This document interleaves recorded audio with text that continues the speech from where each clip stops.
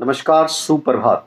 Bill Cosby ने कहा है कि सफलता की इच्छा, सफलता का प्रयास असफलता के भय से बहुत ज़्यादा प्रबल होना चाहिए। यदि ऐसा आप कर लेते हैं तो सफलता के बहुत नज़दीक पहुंच जाते हैं और असफलता का भय आपको कहीं न कहीं कमज़ोर बना देता है। एक छोटा-सा सिर्फ 2 मिनट का वीडियो मैं इसलिए लेके आया हूँ क्योंकि कल के 2 कन्फ्यूज़न बहुत थे, सब बच्चों के जवाब देने मुश्किल थे। इसलिए मैं आपको एक छोटी-सी बात के माध्यम से बताना चाहूँगा कि कल जो विज्ञप्ति आई रीट की, उसमें ऊपर ही ऊपर लिखा हुआ है शिक्षा, मनोविज्ञान, बाल विकास व शिक्षण विधियाँ।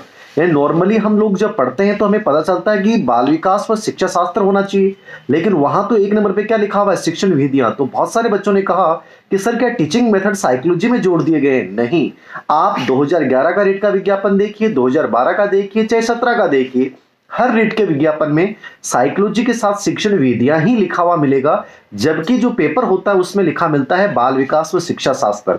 तो इस बात से कहीं भी आपको कंफ्यूजन नहीं होना चाहिए कि सर साइकोलॉजी में तो कहीं कोई चेंज नहीं होने वाला है, या टीचिंग मेथड जो है वो साइकोलॉजी के साथ तो नहीं जोड़े जा रहे हैं। जो हमेशा जो नाम लिखा आता है वही नाम इस बार लिखा है, इसलिए जो शुरुआत के 3 पेपर हैं वो वही रहेंगे।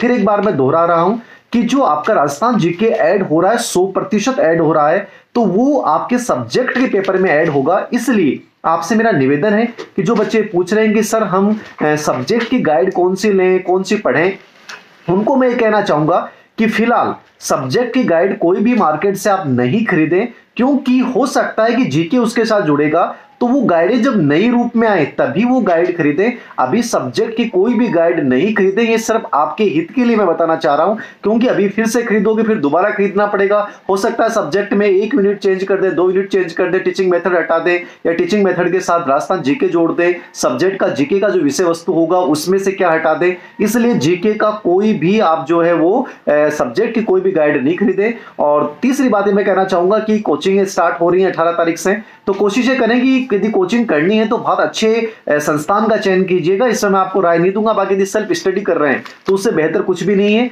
और साइकोलॉजी में भी मैं कोशिश करूंगा कि ऑफलाइन बैचेज हर जगह, झुंझुनू, सीकर और जयपुर तीनों जगह कोशिश करूंगा कि मैं चलाऊं।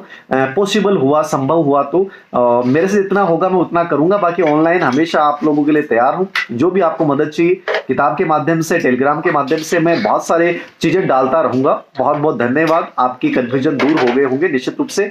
एक जो विवाद था आपके दिमाग में कि सर बीए में जो परसेंटेज कम वाला है उसका क्या होगा, तो उसमें मैंने एक चीज और सुनी है कि 2013 तक जिन्होंने बीएड की है और जिसमें बीएड में आपके एडमिशन में कहीं दिक्कत नहीं आई, तो वो 2013 तक वालों को कहीं टेंशन लेने की आवश्यकता नहीं है। पहले 31 अगस्त 2009 का मैंने सुना था, लेकिन कल मैंने एक चीज और देखी है, तो 2013 तक का जिनका एडमिशन प्रक्रिया हो चुकी थी, जिनका एडमिशन हो चुका था, उनके कहीं भी परसेंटेज वाला इश्यू नहीं रहेगा। और बाकी मैंने ऑप्शन बता दिया कि आप सब फॉर्म भर सकते हैं, चाहे अभी कम हो या ज्यादा हो। ठीक है, आपको लगता है कि मैं बहुत मेहनत कर रहा हूं, मैंने बहुत मेहनत की है, तो आप कोर्ट की भी आप सहारा ले सकते हैं। तो निश्चित रूप से आपको बहुत बहुत शुभकामनाएं एक बार फिर से, क्योंकि इन दोनों डाउट्स को दूर करने के लिए मुझे दोबारा आना पड़ा। Thank you very much.